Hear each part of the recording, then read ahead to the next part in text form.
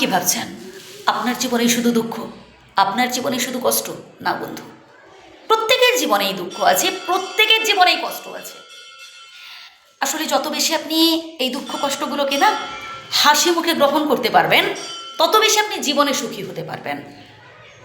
আসল সুখ কোথায় থাকে বলুন তো ভাই? টাকা পয়সা, কোটি কোটি টাকা থাকলে, প্রচুর বিষয় আশয় থাকলে না ভাই, আসল সুখ থাকে এই মনে।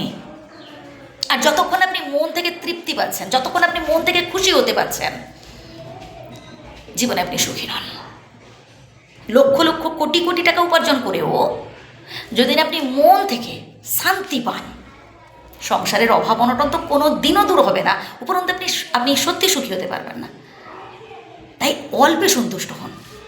স্বয়ং বিধাতার কৃপায় আপনি যতটুকুন উপার্জন করতে পেরেছেন বা আপনার যতটুকুন আছে সেটাই আপনার কাছে অনেক। অল্পে খুশি হতে হবে, আর অপরের সাথে তুলনা করা বাদ দিতে হবে। কে 10 তলা বিল্ডিং করলো, কে কত সুন্দরী আপনার থেকে, কার বরের রোজগার আপনার বরের থেকে কত বেশি, কার বউ আপনার বউর থেকে কত সুন্দরী, কে 10 তলা ফ্ল্যাট কিনে ফেললো, কে কটা সোনার গয়না গড়িয়ে ফেললো, কার মান্থলি রোজগার আপনার থেকে কত বেশি, কে ব্যবসায় আপনার থেকে বেশি লাভ করে ফেললো, ইত্যাদি ইত্যাদি। এই সব চিন্তা ভাবনাগুলো থেকে সরে আসতে হবে। আপনি যতটুকু উপার্জন করতে পেরেছেন, যেই মানুষটাকে আপনি জীবন সাথী হিসেবে পেরেছেন, সেই আপনার কাছে অনেক, ততটাই নিয়ে আপনাকে সুখী থাকতে হবে। আর এই যে জায়গা সম্পত্তির কথা বলছেন ভাই, আমরা কি সাথে করে কিছু নিয়ে এসেছি নাকি সাথে করে কিছু নিয়ে যাব? কিচ্ছু সাথে করে আনিনি, আর কিছু সাথে করে নিয়েও যাব না। খালি হাতে এসেছি, খালি হাতে যাব। তাই কেন এত টেনশন করব? বিন্দাস থাকতে হবে, নিজেকে ভালো রাখতে হবে, নিজেকে গুরুত্ব দিতে হবে, হ্যাপি থাকতে হবে ভাই। তবেই জীবনটা আপনি এনজয় করতে পারবেন। গান শুনুন, খেলা দেখুন, মজার মজার গল্পের বই পড়ুন, মাঝে মাঝে না একটু প্রকৃতির সাথে মেশার চেষ্টা করবেন। বাড়ির বাইরে থেকে ঘুরে আসুন। কাছাকাছি কোনো বাস স্ট্যান্ড বা রেল স্টেশনে যাবেন তো মাঝে মধ্যে, কত গরিব দুস্থ অসহায় মানুষ দেখতে পাবেন, যাদের জীবনে দুঃখ কষ্ট অশান্তি আপনার থেকেও বেশি।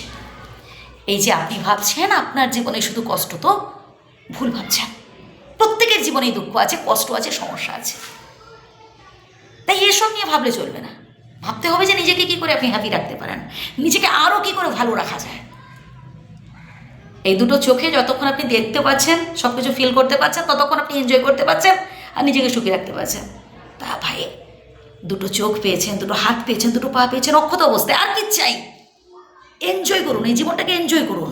এমন বহু মানুষ আছে, কে চোখে দেখতে পায় না, কে কানে শুনতে পায় না, কার দু হাতই নেই, ভিক্ষে করে খাচ্ছে, কার পা নেই। কত কঠিন পরিস্থিতি ভাবুন তো। তাই বিধাতাকে ধন্যবাদ দিন যে আপনি এই জীবনটা পেয়েছেন। অন্তত কাজ করে তো খেতে পাচ্ছেন, এতেই সন্তুষ্ট থাকুন।